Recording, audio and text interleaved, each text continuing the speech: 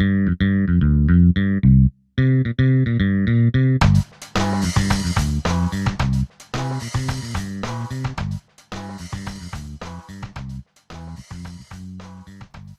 everybody, and welcome back to the podcast and show Backwater Entrepreneur, the podcast that guides your business through the backwaters to the global marketplace. My name is Jack, and I'm your host. And this is episode number 5. I want to talk to you about outsourcing. And so hiring, we talked in the last episode about hiring people, about being a one-man show. And now we're going to talk about outsourcing because this is something like something in between of those two things. I do think that hiring people and creating a kind of a team is always the best solution for a growing company and a long-term solution. But a lot of people are doing outsourcing, and outsourcing is something that can help you scale your business very fast and downscale your business very fast if you have a need for it. So if you have higher peaks of doing business or multiple clients, and then some very low peaks of doing business, and you have to, you want to avoid firing people and stuff like that. So I wrote a Medium post about this a couple of months ago, and basically, I want to tell you a story first. My very first experience in outsourcing came very near my beginnings in freelance. So when I was doing the initial steps in my freelance, I'm not one of these classical freelancers that, I'm not a programmer, I'm not a designer, I'm not anything like a normal IT person. So I didn't even know where to start off my freelancing business about 5 years ago. And one of my friends, who was a designer, said to me, you can do freelance.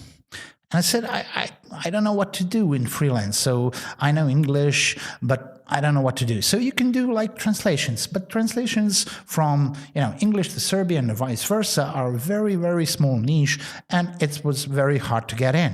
So why don't you do copywriting? Copywriting, what's that?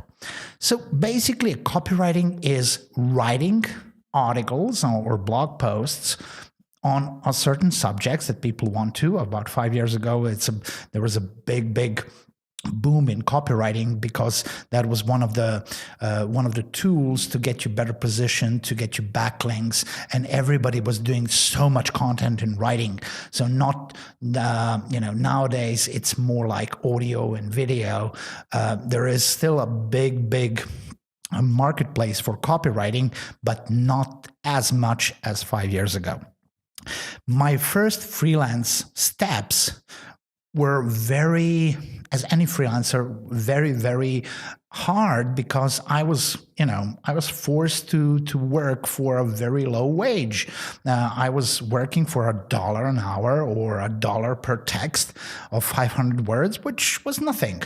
But I didn't have any references, and a lot of freelance beginners have to either work for free or decide that they want to work for a couple of months for a very low wage. So I started working for $1 an hour. And basically that soon turned into $5 an hour, which soon turned into $15 an hour, which soon turned into $20 an hour. And then I had a beautiful idea. So now that I earn $20 an hour or $20 per text, which is not an actually hourly, kind of hourly wage, but $20 per text, I'm going to hire somebody to do, my work for me that costs $5 or even $1 per text, and I would earn 15. So right, the law of outsourcing. So I'm gonna bring in business, and I'm gonna give it to somebody else to do for a lower wage than I'm charging my client, and everybody's happy, right? Wrong. So what happens when you give a text to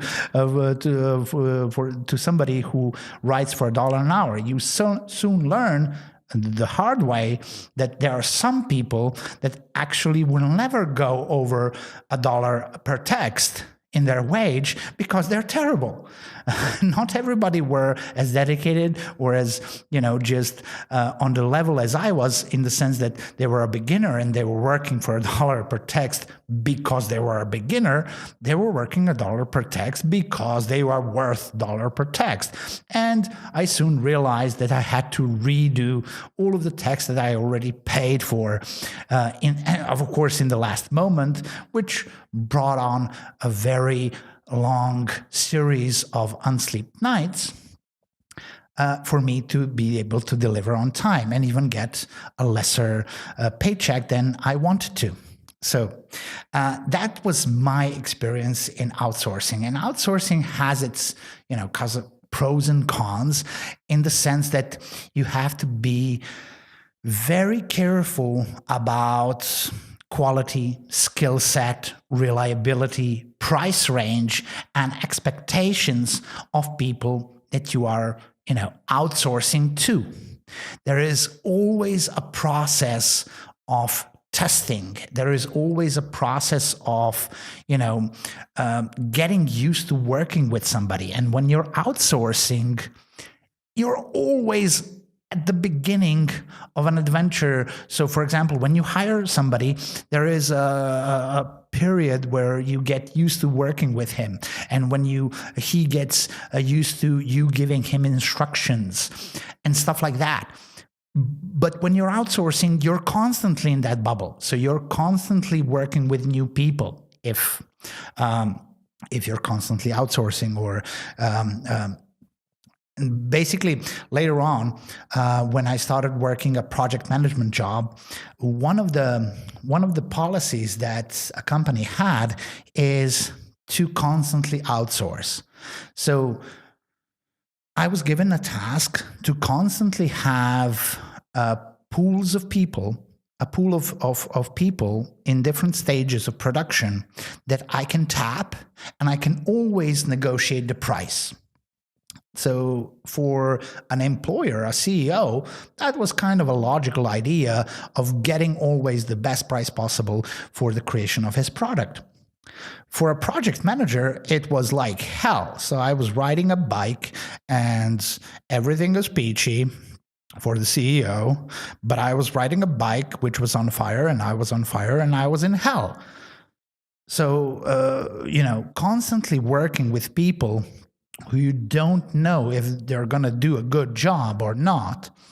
And you constantly have to find ways of leveling out their mistakes, or if somebody doesn't do a good job, working overtime to fix it, is not something that I would recommend to any project manager. So what did I do? I created a core team of outsourcing people, of the people I outsourced to. I created a core team, and basically this is something that I want to give you as an option. So creating something that is called a dedicated freelancer. A dedicated freelancer is somebody who is not hired by you, who is still considering himself or herself as a freelancer, but you give him enough work and projects on the terms that you agree, that everybody's happy with, that they don't have to find or search other work. So if you have enough work and you give the core team enough work to keep them, fully satisfied, and I'm saying that for somebody that can mean, a part-time, for somebody it can mean a full-time. And I met people who are very happy in doing overtime, in the sense that, they don't want to sleep if it means they're gonna, earn more money. So if you can give them enough of that work, they will be both loyal and responsible, and you will know constantly the people that you're working with. You will know how they work. You will know the quality that they deliver, and they will respect you, and you will respect them for that. So building a dedicated freelancer team as a core team, and then having a couple of other options that are happy to do 1 or 2 or 3 projects with you, when you have an overspill of work, can be a good solution for a business. And I even found that in some cases, a dedicated freelancer is kind of a win-win situation, because if you hire people and you don't have constant work, then you're entering kind of the possibility to lose money, because you have to pay out salaries, and you promise them, they are expecting that of you on one hand. And on the other hand, if you have enough work for them, they can earn much more than having a salary. In having a salary, you always try, and we always try as CEOs, to kind of get or squeeze a little bit more than just per project, right? So they need to be worth a little bit more than just paid per project. If they want to, do a dedicated freelancer option, they have the option to say, okay, today or the next week, I'm not going to sleep, but I'm going to earn 5 times more than I would be on salary. Of course, looking at the whole picture, I would always recommend that in the end, you strive for full-time employees. You strive to have a dedicated in-house team, because a dedicated in-house team not only can know each other, know how things work, and know what you expect of them, you can use them for so much more than just per project. You can use them for a lot of in-house activities which every business needs, like marketing, like in-house projects, like your personal projects and stuff like that. So, having enough funds to hire a full team needs to be a goal for every company. In the meantime, a dedicated freelancer option of outsourcing is one possibility. That's it for this episode of the Backwater Entrepreneur. If you have any thoughts, please leave me a comment below, either on SoundCloud, iTunes, or here on YouTube. So I'll see you in the next episode.